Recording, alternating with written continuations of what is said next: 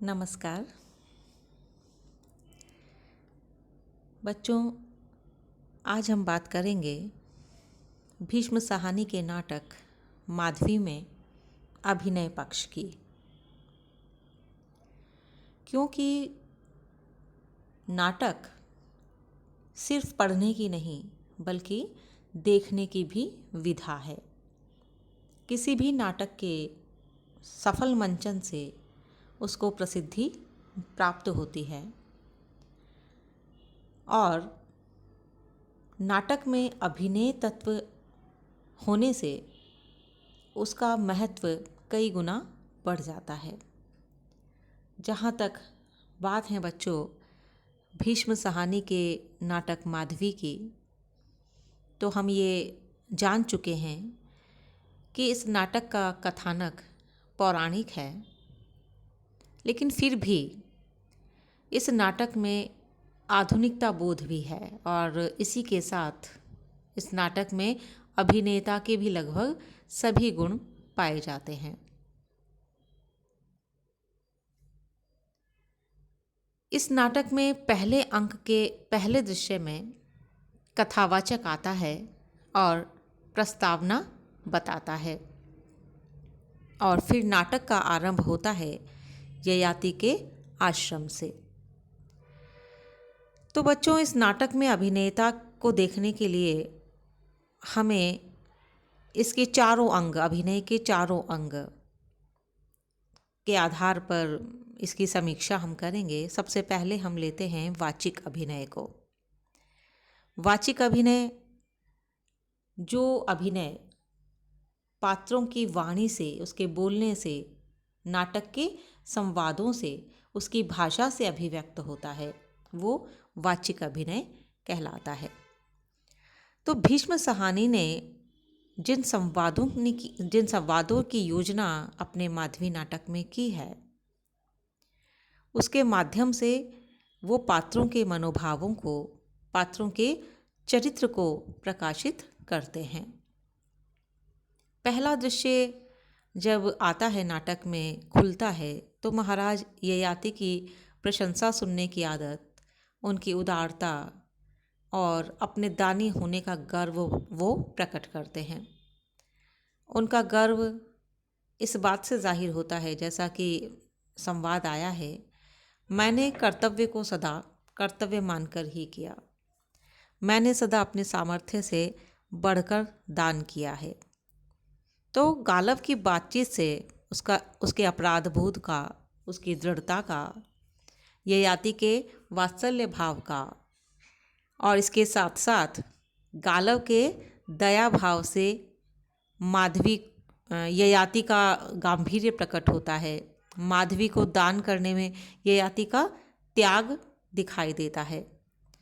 दूसरे दृश्य में गालव की विचारधारा, माधवी के प्रति होने वाला उसका आकर्षण, उसका प्रेम दिखाई देता है और माधवी की बातचीत से वह अपनी नियति पर क्रुद्ध होता है, ऐसा प्रतीत होता है। तीसरे दृश्य में राजा हर्यश्व का अविश्वास उसकी बातों में साफ दिखाई देता है। दूसरे अंक के पहले दृश्य की अगर हम बात करें तो ययाति को अपनी दानवीरता के बारे में गर्व अभिव्यक्त करता है। माधवी के बारे में भी उसे थोड़ी सी चिंता होती है। दृश्य 3 में माधवी काशी नरेश दिवोदास की रानी बन जाती है। वह रसिक है, इसका पता उसकी बातचीत से लग जाता है। चौथे दृश्य में वितस्ता का भयंकर बाढ़ और उसमें सैकड़ों अश्वमेधी घोड़ों के बह जाने का वर्णन है। लेकिन जो शेष बचे घोड़े हैं वो राजा गाधी के दान के परिणाम स्वरूप ब्राह्मणों को मिले ये घोड़े विश्वामित्र को बेचने के लिए ब्राह्मण हाँक कर ले जा रहे हैं।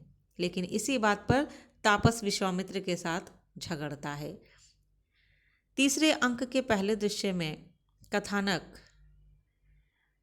राजा उशीनर के पास चला जाता है, जब माधवी और गालव के जाने की कथा बताई जाती है।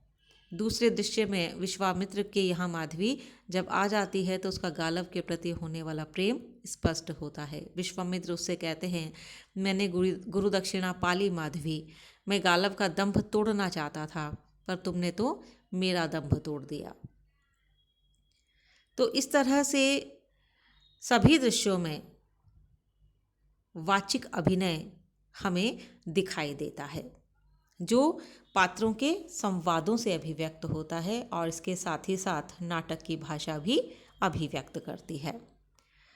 दूसरा जो अंग है वो है आंगिक अभिनय। आंगिक अभिनय का मतलब होता है वो अभिनय जो अंगों के द्वारा अभिव्यक्त होता है। जो चरित्र हैं, जो पात्र हैं, वो अंगों से जो अभिनय अभिव्यक्त करते हैं उसे आंगिक अभिनय कहा जाता है। तो भीष्म सहानी का जो माधवी नाटक है उसमें आंगिक अभिनय के भी बहुत सारे संकेत हमें मिलते हैं।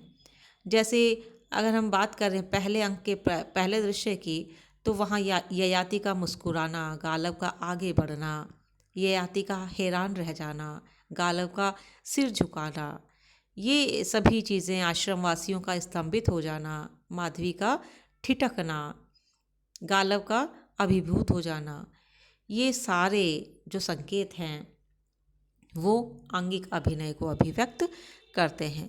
इसी तरह से दूसरे अंक में भी ययाति का मारीच के कंधे पर हाथ रखकर बोलना, ययाति का मुस्कुराना, ऊपर नीचे टहलना, धीमी आवाज़ में बात करना, घोड़ों की टापों की आवाज़ सुनकर मारीच का बाहर देखना, ये सब जो है वो आंगिक अभिनय को अभिव्यक्त करते हैं।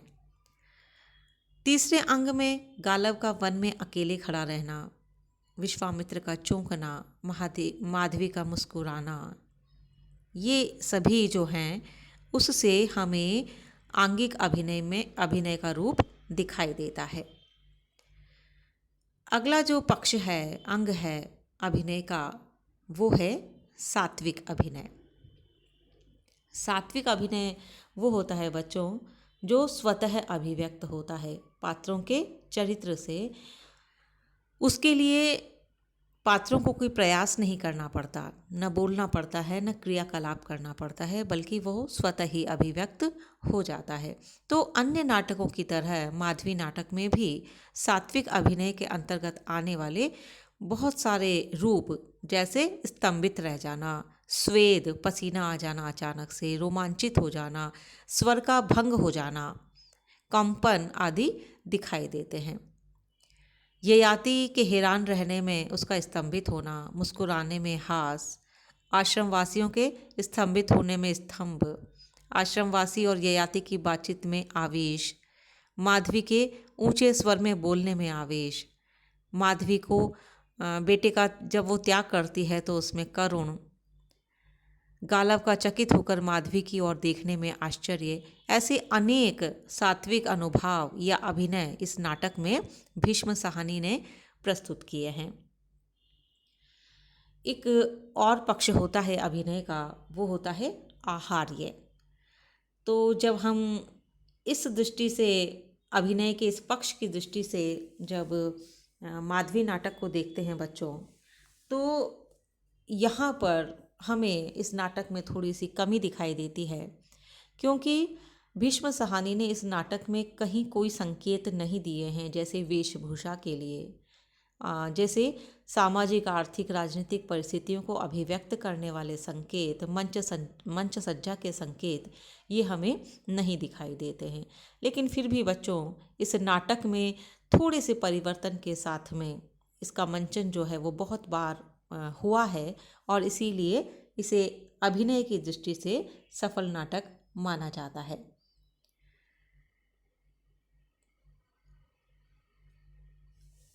तो इस तरह से कुल मिलाकर हम कह सकते हैं कि भीष्म सहानी ने अपने इस नाटक माधवी पर, उसकी अभिनेता के बल पर हिंदी साहित्य के वो सफल मंचीय नाटककार कहलाने के हकदार हैं। धन्यवाद।